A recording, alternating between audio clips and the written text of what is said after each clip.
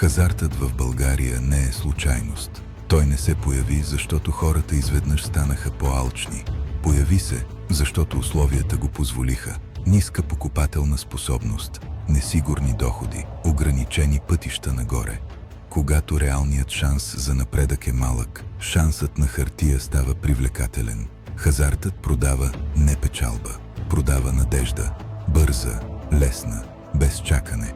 Затова е навсякъде. Реклами, онлайн платформи, квартални зали.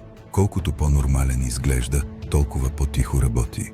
В някои държави хазартът е ограничен или забранен, не защото е неморален, а защото е дестабилизиращ.